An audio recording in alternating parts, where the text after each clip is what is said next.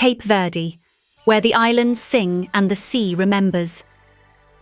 Cape Verde had always lived in the corners of my imagination, an archipelago whispered about by the wind, adrift in the Atlantic Ocean, somewhere between continents and dreams.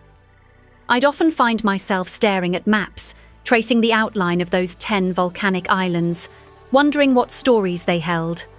But I, like many, hesitated. Could I make it there? Was it too far, too unknown, too costly for a traveller like me? In 2024, I stopped wondering. I booked a ticket. Because if you really want to understand Cape Verde, you start where every love story begins, around the table. Delicious cuisine. In Cape Verde, food isn't just nourishment, it's memory, heritage, and celebration. Every island, every kitchen, every steaming pot tells a story that stretches across oceans. The cuisine is a living fusion of African roots, Portuguese influence, and a rhythm all its own, shaped by history, migration, and the unique challenges of island life.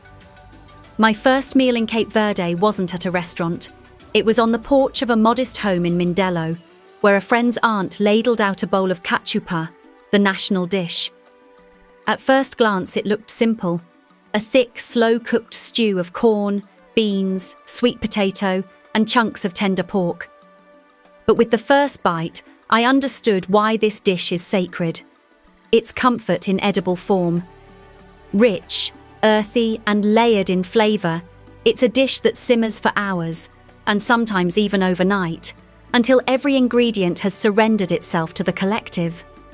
There's a version called 𝐾𝐶𝐵, when it's made with sausage, beef, or fish. And then there's 𝐾𝐶𝐵, a leftover remix, fried crisp in a pan, and often served for breakfast with eggs or tuna. Fresh fish and seafood dominate the menu in most towns, especially on islands like �𝐶 and Santiago.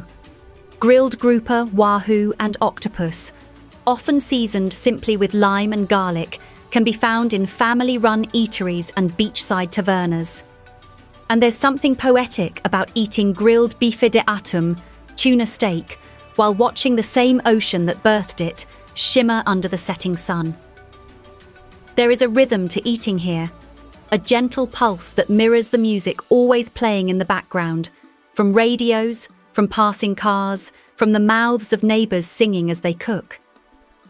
It wasn't until I found myself on a beach in São Vicente, surrounded by thousands of strangers moving in rhythm under the moonlight, that I truly understood Cape Verde.